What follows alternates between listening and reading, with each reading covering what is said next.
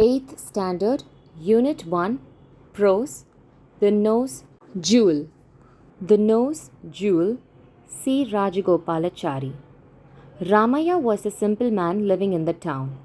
He lived with his wife in a nice house made of tiled roof. He was not rich, but he could take care of his family. Two sparrows built a nest in a nice spot on the roof of Ramaya's house.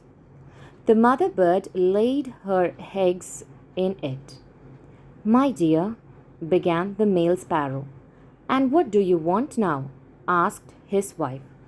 "Why does the lady of this house always quarrel with her husband?" "How am I to know?" said the female bird. "Let us mind our own business." "You are always self-centered," said the male sparrow, and added, "Should we not help this poor Ramaya?" The female sparrow said with disdain, "Let me see what help you can do for him. Please do not talk about what does not concern us. See that the cat does not come near our nest. That would be enough for you and me." Somewhere in the muck heap lay a diamond nose jewel. The male bird picked it up and came to the nest with the shining stud in his beak and said to the female bird, "Look, do you like this?" The female bird replied, "What am I to do with diamond nose stud or with earrings? Find some grub. The young ones are hungry." The bird dropped the diamond stud on the floor and went out in search of little worms for the young ones.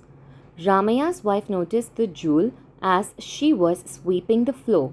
She picked it up with delight and wore it. Ramaya questioned her angrily. "From where did you get this diamond stud?" "I found it lying here yesterday and took it. That is all." "We should go and hand over it to the village magistrate.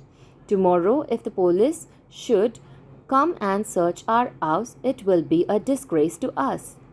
In the neighborhood of Meenakshi Ammal, the talk went thus: "I forgot and left it in the bathroom.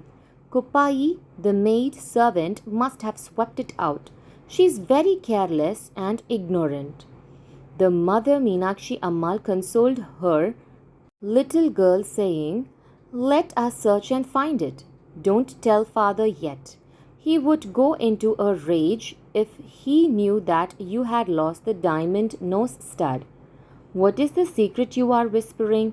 asked Ramanadam. The loss of the jewel had to be admitted. Soon the whole village knew about it. The maid servant Kuppai was suspected to have stolen it by everyone. The police came and searched her, but could find nothing. Ramaya's heart was in a flutter. Ramaya's wife put the stud away in her box. She soon developed a severe fever and was confined to bed. No one thought of searching their house. The he sparrow said, "Look at the fun, my dear. The lady of this house is scared and is down with fever." "Nice fun indeed," said the she sparrow.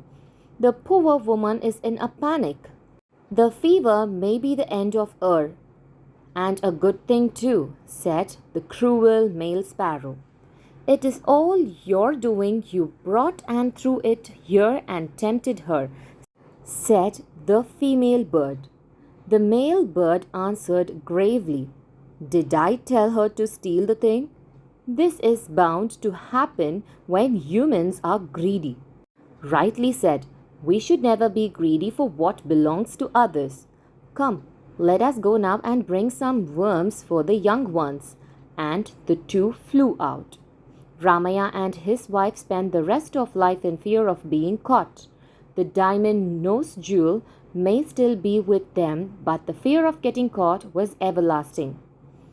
About the author: Chakravarti Rajagopalachari, 1878 to 1972.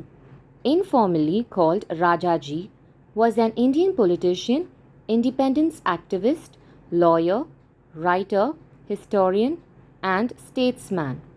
Rajagopalachari was born in the village of Torapalli in the Krishnagiri district.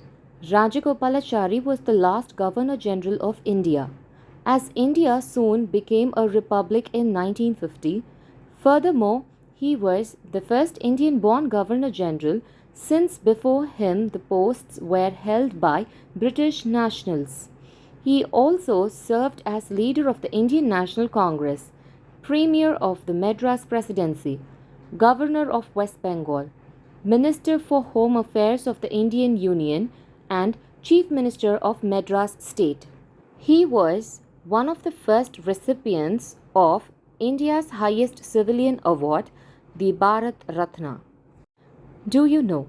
A bird's eye takes up about 50% of its head. Our eyes takes up about 5% of our head. To be comparable to a bird's eyes, our eyes would have to be the size of baseballs. Glossary: self-centered, concerned with the self.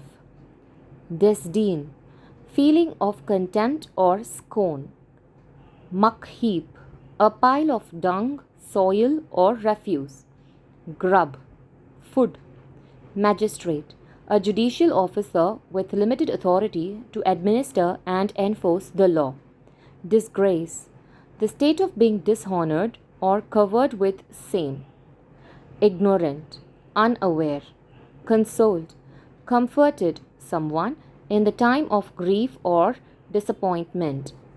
Suspected, believed to be a cause or at fault. Flutter, to flap or wave quickly but irregularly. Confined, restricted, kept in a limited space or area. Panic, frightened. Cruel, merciless or heartless. Gravely, in a grave or serious manner.